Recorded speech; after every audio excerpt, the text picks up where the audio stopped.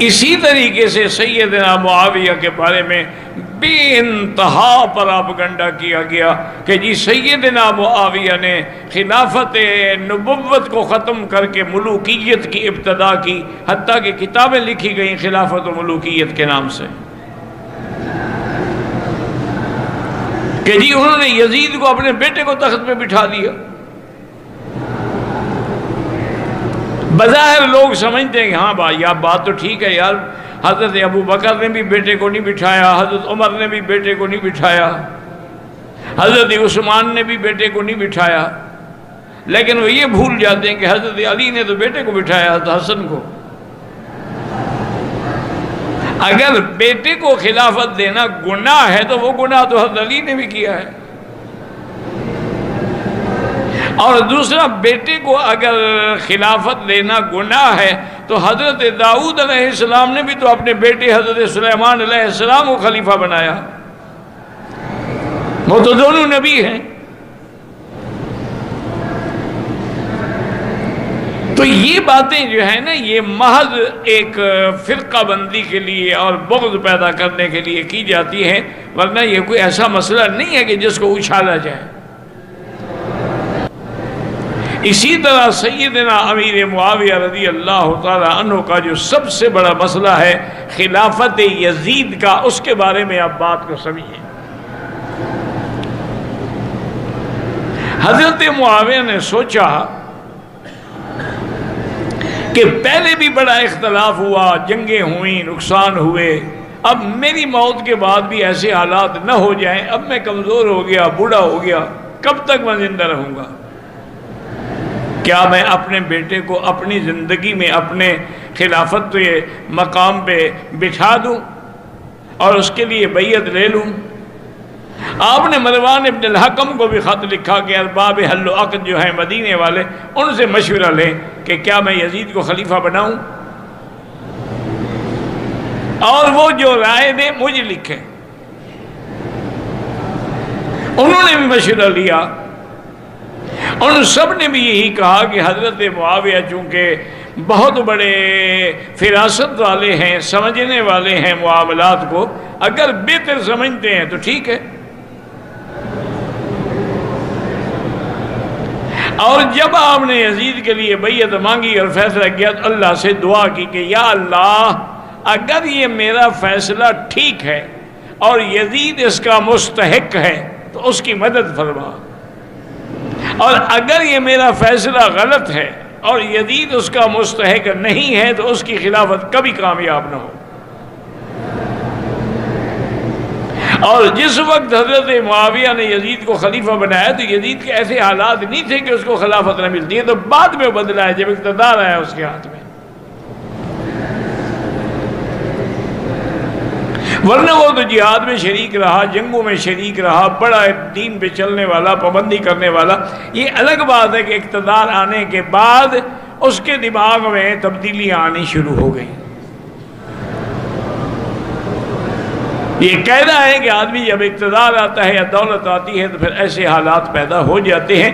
بعد میں یزید کے کردار کی کوئی گواہی نہیں دیتا، بلکہ اکثر یہی کہتے ہیں کہ اس کے اخلاق اور کردار ہر لحاظ سے اسلام کے خلاف تھا، حتیٰ کہ اسی کی وجہ سے سیدنا حسین کا واقعہ کربلا پیش آیا، حتیٰ کہ اسی کے اقتدار کی وجہ سے مدینہ منورہ میں واقع حرہ پیش آیا کہ 3 دن کے لیے مدینہ بند ہو گیا۔ ایسے واقعات ہوئے،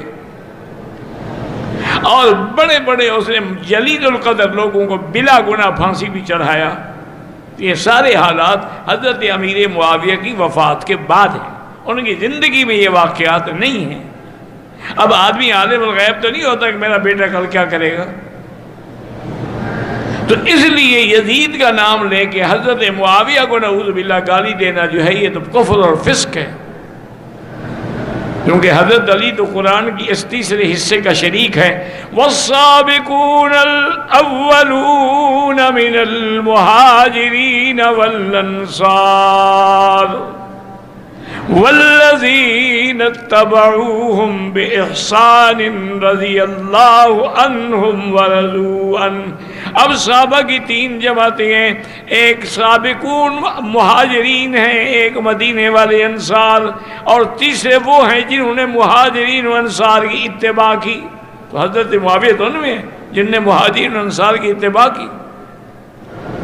ان کے لیے اللہ نے رضا کا فیصلہ فرما دیا۔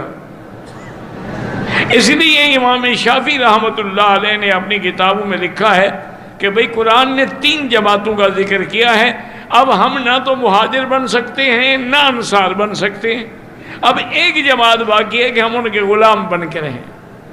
اگر تم نے انصار و مہاجرین اور صحابہ کی غلامی کا انکار کیا تو پھر جہنم ہے۔ دیکھا چونکہ تین جماعتیں ہیں قرآن میں، السابقون الاولون،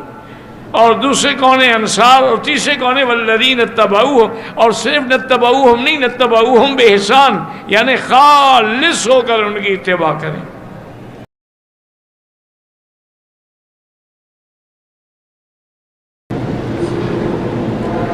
اسی طریقے سے سیدنا معاویہ کے بارے میں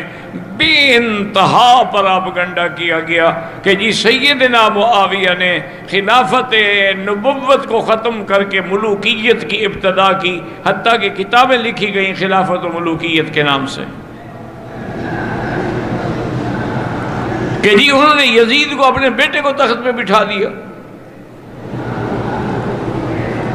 بظاہر لوگ سمجھتے ہیں کہ ہاں بھائی آپ بات تو ٹھیک ہے یار، حضرت ابو بکر نے بھی بیٹے کو نہیں بٹھایا، حضرت عمر نے بھی بیٹے کو نہیں بٹھایا، حضرت عثمان نے بھی بیٹے کو نہیں بٹھایا، لیکن وہ یہ بھول جاتے ہیں کہ حضرت علی نے تو بیٹے کو بٹھایا، حضرت حسن کو۔ اگر بیٹے کو خلافت دینا گناہ ہے تو وہ گناہ تو حضرت علی نے بھی کیا ہے، اور دوسرا بیٹے کو اگر خلافت دینا گناہ ہے تو حضرت داؤد علیہ السلام نے بھی تو اپنے بیٹے حضرت سلیمان علیہ السلام کو خلیفہ بنایا، وہ تو دونوں نبی ہیں۔ تو یہ باتیں جو ہیں نا یہ محض ایک فرقہ بندی کے لیے اور بغض پیدا کرنے کے لیے کی جاتی ہیں، ورنہ یہ کوئی ایسا مسئلہ نہیں ہے کہ جس کو اچھالا جائے۔ اسی طرح سیدنا امیر معاویہ رضی اللہ تعالی عنہ کا جو سب سے بڑا مسئلہ ہے خلافت یزید کا، اس کے بارے میں آپ بات کو سمجھیں۔ حضرت معاویہ نے سوچا